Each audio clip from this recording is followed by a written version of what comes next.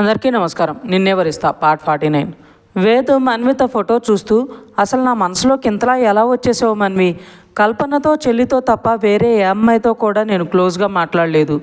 ఎవరన్నా మాట్లాడించినా మాట్లాడేవాడిని కాదు. అలాంటిది నిన్ను, నీ కోపాన్ని, నీ డేర్నెస్ని చూసి నీకు పడిపోయాను. మొదట్లో బాగానే మాట్లాడేదానివి, తర్వాత నేను లవ్ చేస్తున్నానని అందరూ చెప్పేసరికి మాట్లాడటం తగ్గించేశావు. నేను నీకు ప్రపోజ్ చేశాక నా మీద కోపం ఎక్కువైంది. కానీ ఇప్పుడు ఎందుకు మన్వి నేనంటే అంత అసహ్యం నీకు? అడవిలో ఆ గూడెం వాళ్ళ దగ్గర నుండి వచ్చినప్పటి నుండి నా వైపు చూడటం లేదు. ముందులా కోపంగా కూడా మాట్లాడటం లేదు. నీ కళ్ళల్లో నా మీద అసహ్యం, అంతలోనే ఏదో తెలియని బాధ కనిపిస్తుంది. అక్కడి నుండి వచ్చాకనే నువ్వు నన్ను ఎక్కువ ద్వేషిస్తున్నావు. ఆ రోజు ఏమన్నా జరిగిందా? నీకు ఇబ్బంది కలిగేలా ఏమైనా ప్రవర్తించానా? నేను ఎలా తెలుసుకోవాలి?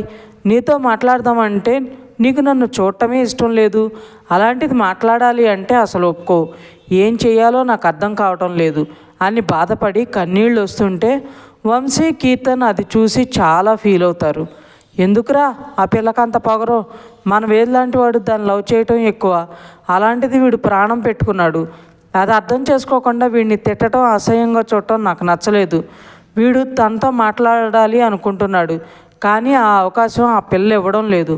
అందుకే నేనే ఏదో వచ్చేసి ఇద్దరినీ కలిసి మాట్లాడేలా చెయ్యాలి అని వంశీ అక్కడి నుండి వెళ్తుంటే కీర్తను, రేయ్ వంశీ ఆగు అని పిలుస్తున్నా వంశీ, రే కీర్తన్ నన్ను ఆపకు. ఏదో ఒకటి చెప్పి నేను చెయ్యాలనుకున్న పనిని ఆపేస్తావు. వాడు మన బెస్ట్ ఫ్రెండ్ రా. వాడు అలా బాధపడుతుంటే చూడలేకపోతున్నా అని వెళ్ళిపోతాడు. కీర్తన్ వెళ్తున్న వంశీని చూసి నీకు వాడి మీద ఇంత ప్రేమ ఉందని హ్యాపీగా ఫీల్ అవ్వాలో, లేకపోతే వాడికి మళ్ళీ ఏం ప్రాబ్లం తెస్తావో అని భయపడాలో అర్థం కావడం లేదురా అని ఆలోచిస్తుంటాడు. మన్విత తన రూమ్లో కూర్చుని వంశ్ గురించి ఆలోచిస్తూ బావ అంత రిచ్ పర్సన్ అయ్యుండి కూడా శ్రీనికని అంతగా లవ్ చేస్తున్నాడు. తనను ఒకసారి కూడా చూడకుండా ప్రేమించాడు. పెళ్ళికి ముందే రెస్పాన్సిబిలిటీస్ అన్నీ షేర్ చేసుకున్నాడు. నన్ను కూడా తన చెల్లిలా చూసుకుంటూ నాకు భరోసా ఇస్తున్నాడు. ఇలాంటి వాళ్ళు నిజంగా ఉంటారా అని ఇప్పటికీ నమ్మబుద్ధి కావడం లేదు నాకు. నిజంగా హీ ఈజ్ గ్రేట్ అనుకుంటూ ఉండగా కల్పన కాల్ చేస్తుంది. కాల్ లిఫ్ట్ చేసి చెప్పు కల్పన, సార్ ఏమన్నారు అంటుంది. ఏమంటారు? నో ప్రాబ్లం అన్నారు. తన గురించి నాకు తెలుసు కదా, she is talented, she can manage అన్నారు అంటుంది. మన్విత థ్యాంక్స్ మా అంటుంది.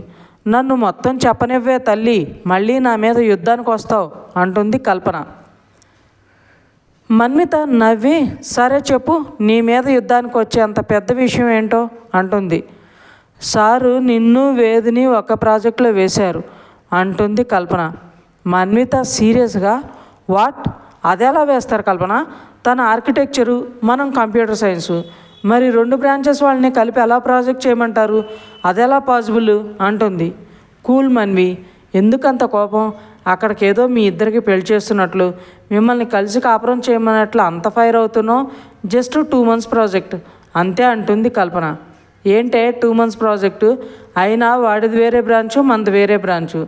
అసలు మా ఇద్దరిని కలిపి ఒక ప్రాజెక్ట్ ఎలా చేయమంటారు? వాళ్ళకి మనకి ఎలా లింకు? అసలు వాడే కావాలని ఇలా చేయించాడా ఏమన్నా అంటుంది మన్వి కోపంగా. స్టాప్ ఇట్ మన్వి, ప్రతిదానికి వాడిని ఎందుకు అంటావు? అసలు వాడికి ఈ విషయమే తెలీదు.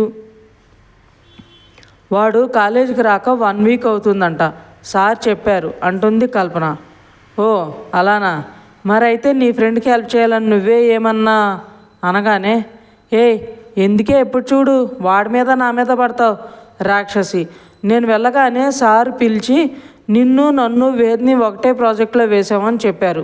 నువ్వు అడిగిన క్వశ్చనే నేను అడిగితే సార్ వచ్చి వేదు చాలా పెద్ద బిల్డింగ్ ప్లాన్ వేశాడంట, దానికి స్మార్ట్ టెక్నాలజీ యాడ్ చేయాలంట, అందుకని దాన్ని మనం కలిసి ప్రజెంట్ చేయాలంట. ఇది క్లిక్ అయితే గవర్నమెంట్ మనకు హయ్యర్ స్టడీస్కి స్పాన్సర్ చేస్తుందంట. అంతేకాకుండా ఆ ప్లాన్ని ఇంప్లిమెంట్ చేయడానికి మనకే ఛాన్స్ ఇస్తుందంట అని చెప్పారు. అందుకని వాడి టీంలో వేయడానికి నేనే దొరికానా? రేపే నేను వెళ్ళి సార్తో మాట్లాడతాను అంటుంది మన్వి కోపంగా. ఒసేయ్ నీకేమన్నా మెంటలా? ఇది చాలా మంచి ఆపర్చునిటీ, ఎందుకే వేస్ట్ చేసుకుంటావు? నువ్వు మన బ్రాంచ్లో టాపర్వి. వేదు తన బ్రాంచ్లో టాపరు, అందుకే మీ ఇద్దరిని కలిపి ప్రాజెక్ట్ చేయిస్తే మన కాలేజీకి ఫండ్స్ బాగా వస్తాయి, అంతేకాకుండా మన కాలేజీలో రీసెర్చ్ సెంటర్ స్టార్ట్ చేస్తామని చెప్పారంట అని చెప్తుంది కల్పన. ఏది ఏమైనా వాడితో కలిసి నేను ఏ ప్రాజెక్టు చేయను అంతే అంటుంది మన్వి పంతంగా. ఓ, వాడితో కలిసి ట్రావెల్ చేస్తే వాడితో లవ్లో పడిపోతానని భయమా అంటుంది కల్పన. షడప్ కల్పన, నేను మరీ అంత వీక్ కాదు, ఆ విషయం నీకు తెలుసు అనుకుంటా అంటుంది మన్వి. మరి ఇంకేంటి ప్రాబ్లం, మీరిద్దరూ కలిపి ప్రాజెక్ట్ చేస్తే మీ లైఫ్కి మంచిది, అలానే కాలేజీకి మంచిది. వాడి గురించి ఎప్పుడూ నెగిటివ్గా ఆలోచించి నీకు వాడి మీద అదే అభిప్రాయం ఉండిపోయింది కాబట్టి ఒకసారి వాడి గురించి కొంచెం పాజిటివ్గా ఆలోచించి చూడు, ఆ తర్వాత నీకు ఏ ప్రాబ్లం ఉండదు. వాడు ఎప్పుడూ కూడా నీ విషయంలో జాగ్రత్తగానే ఉంటాడు. ఆంటీ హాస్పిటల్లో ఉన్నప్పుడు నీ బాధ చూడలేక వాడు నీకు చాలా హెల్ప్ చేశాడు. అంకుల్ వచ్చాక నువ్వు ఇంట్లో ఒక్కదానివే ఉండిపోతావని నీకు తోడుగా ఉండమని నాకు కాల్ చేసి మా నాన్నను ఒప్పించి పంపించాడు. కొంచెం వాడిని అర్థం చేసుకుంటానికి ట్రై చేయవే అని. సరే, అమ్మ పిలుస్తుంది, నేను మళ్ళీ చేస్తా అని కాల్ పెట్టేస్తుంది. కల్పన చెప్పిన దాని గురించి మన్విత ఆలోచిస్తూ, ఆ రోజు మా మధ్య ఏం జరిగిందో కల్పనకి ఏం తెలుసు, అందుకే వాడిని సపోర్ట్ చేస్తుంది. ఆ రోజు నుండి నేను నేనుగా లేను, తప్పు చేసిన దానిలా అమ్మా నాన్న ఎదురుగా నిలబడలేక బాధపడుతూ ఉన్నాను. ఇదంతా వాడి వల్లే కదా అనుకుంటూ ఏడుస్తుంటే కల్పన చెప్పిన మాటే గుర్తొస్తుంది తనకి. నీ బాధ వాడు చూడలేడే అని. తనకి కాలేజీలో జరిగిన ఇన్సిడెంట్స్, అక్కడ అందరూ అన్న మాటలు గుర్తొస్తుంటాయి. కాలేజీలో జరిగిన సంఘటన. ఒక అమ్మాయి నిజంగా మన్వి చాలా లక్కీనే, లేకుంటే తన రేంజ్కి వేదు వెంట పట్టం ఏంటి. మా నాన్న మినిస్టర్ అయినా ఎన్నిసార్లు ఫంక్షన్స్లో కలిసినా ఒక్కసారి కూడా నాతో మాట్లాడలేదు అంటుంది.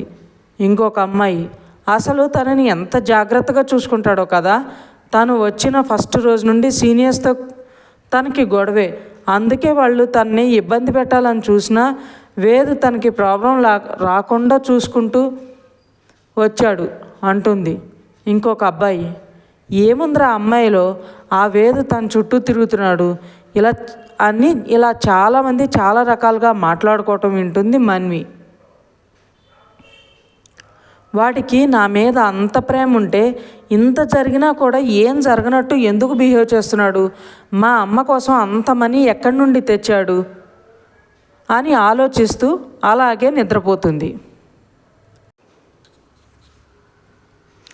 నెక్స్ట్ డే మార్నింగు మన్విత, నాన్న నేను ఒకసారి కాలేజ్కి వెళ్ళేసి వస్తాను నాన్న, వస్తూ ఇంట్లోకి ఏమేమి కావాలో కూడా తీసుకుని వచ్చేస్తాను అంటుంది.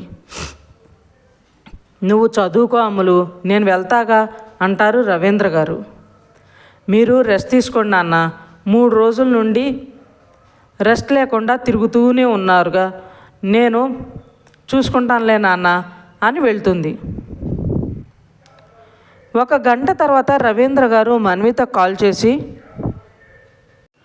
అమలు నీ పనవగానే హాస్పిటల్కి వెళ్ళి అమ్మ రిపోర్ట్స్ ఈరోజు వస్తాయన్నారు కదా, వెళ్ళి అవి కలెక్ట్ చేసుకుని వచ్చే తల్లి అంటారు. మన్విత సరే నాన్న అని, మా సార్ ఇవాళ లీవ్ అంట, అందుకే నా పని కాలేదు నాన్న, నేను హాస్పిటల్కి వెళ్తానులేండి ఇప్పుడే అని కాల్ కట్ చేసి ఆటో తీసుకుని హాస్పిటల్కి స్టార్ట్ అవుతుంది. మన్విత హాస్పిటల్కి వెళ్ళి రిపోర్ట్ తీసుకుని డాక్టర్ని కలవాలి అని అపాయింట్మెంట్ కోసం అడిగితే ఇప్పుడు కుదరదు అని చెప్తారు. ఇంతలో వంశ్ కాల్ చేస్తాడు మన్వితకి. మన్విత లిఫ్ట్ చేసి, ఏంటి బావగారు మా అక్కకి చేయబోయి నాకు కాల్ చేసినట్లున్నారు అంటుంది నవ్వుతూ. మీ అక్క మాట్లాడే ఛాన్స్ నాకు ఇవ్వలేదులే, కానీ ఆంటీ రిపోర్ట్స్ ఇవాళ వస్తాయి అన్నారు కదా, అది గుర్తు చేద్దామని కాల్ చేశాను అంటాడు వంశ్. మన్విత ఇప్పుడే తీసుకున్నా బావా అంటుంది. నాకు చెప్తే నేను వచ్చేవాడిని కదా తోడుగా, ఒక్కదానివే ఎందుకు వెళ్ళడం అంటాడు.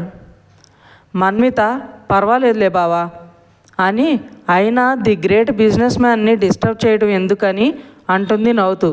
వంశ్ నవ్వి, బాగానే ఆడుకుంటున్నావుగా నాతో, సరే రిపోర్ట్స్ డాక్టర్ చూపించేసిరా, నేను కాల్ చేసి చెప్తాను అంటాడు.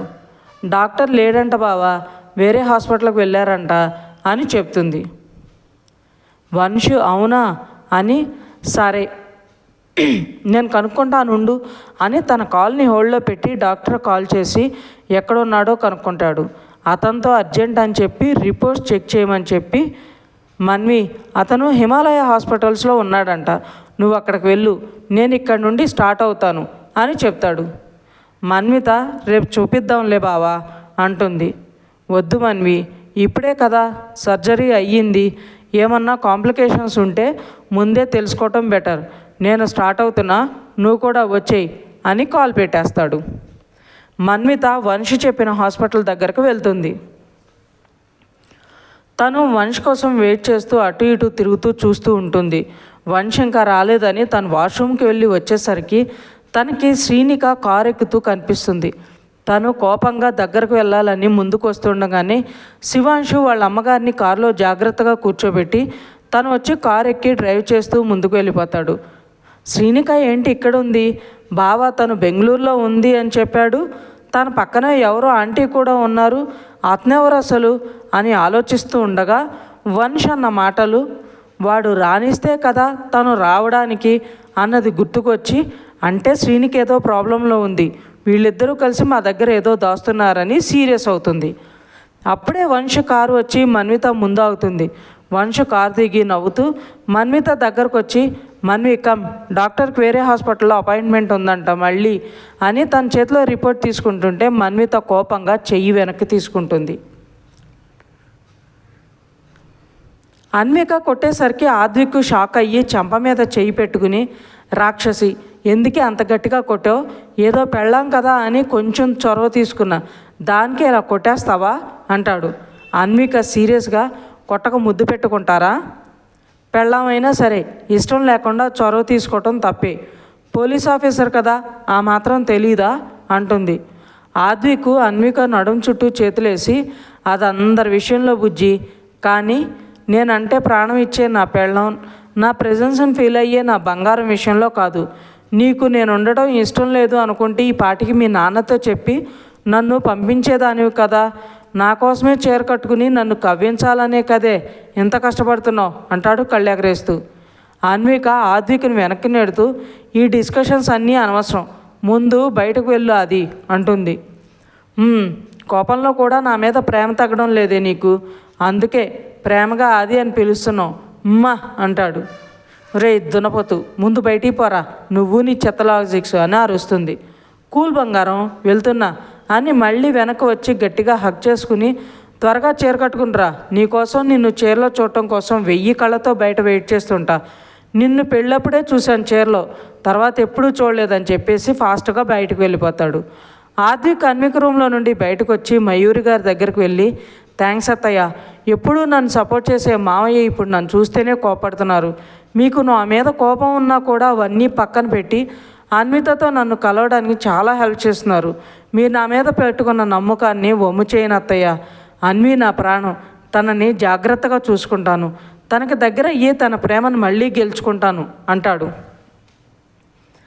మయూర్ గారు నవ్వుతూ, తను నిన్ను పెళ్లి చేసుకుంటాను అన్నప్పుడు నేను అస్సలు ఒప్పుకోలేదు అది, కానీ తను మొండిగా మమ్మల్ని ఒప్పించి నిన్ను పెళ్లి చేసుకుంది, తనకున్న ఆస్తికి అంతస్తుకి నిన్ను పెళ్లి చేసుకోవటం ఏంటి అని కోపం ఉండేది, కానీ ఎప్పుడైతే అది నిన్ను ప్రేమించాను అని చెప్పిందో అప్పుడే తన కోసం నిన్ను అల్లుడిగా యాక్సెప్ట్ చేయడం స్టార్ట్ చేశాను, నాకు అన్వి సంతోషమే ముఖ్యం, నిన్ను అంతగా ప్రేమించిన అన్వి నీకు దూరంగా ఉండటం, తను బాధపడుతూ నిన్ను బాధ పెట్టడం నేను చూడలేకపోతున్నా, అది తిండి సరిగా తినదు, రోజు రాత్రుళ్ళు సరిగా నిద్రపోదు, ఎప్పుడు ఫోన్లో నీ ఫోటో చూస్తూ ఏడవటం, ఇదంతా చూశాక తన బాధను చూడలేక తల్లిగా తన ప్రేమను తనకి తిరిగి ఇవ్వాలని అనుకున్నాను అంతే అంటారు ఆవిడ.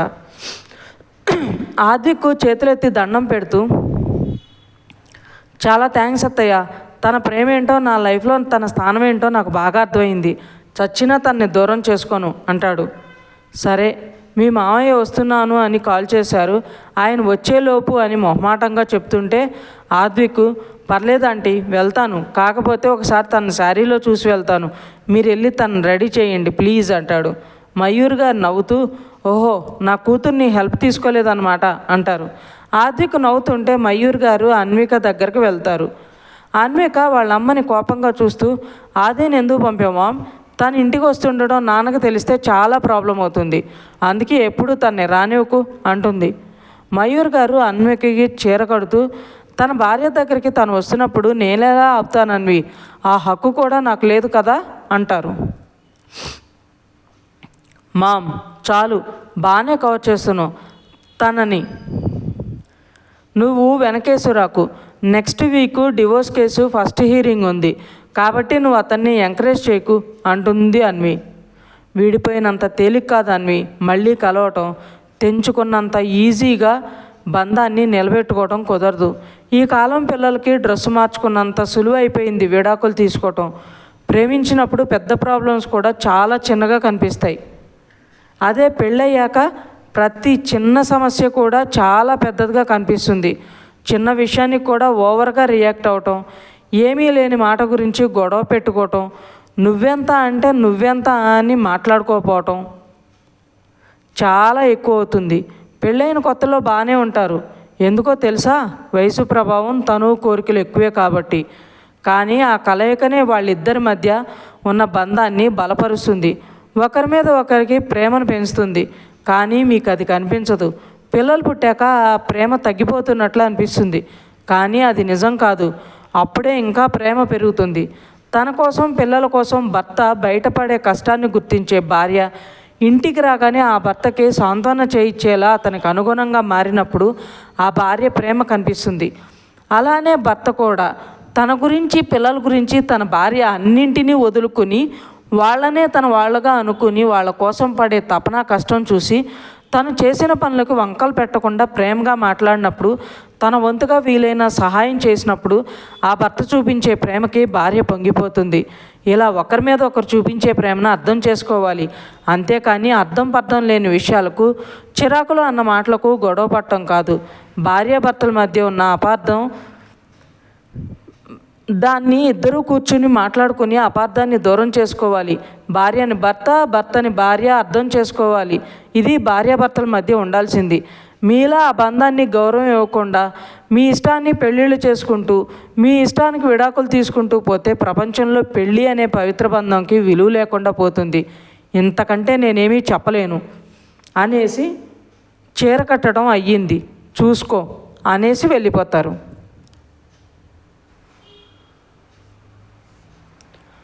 ఇంకా ఉంది ఫ్రెండ్స్. మీకు ఈ స్టోరీ నచ్చినట్లయితే లైక్ చేయండి, సబ్స్క్రైబ్ చేయండి. ఎంతలా ఆదరిస్తున్నందుకు థ్యాంక్ యూ సో మచ్.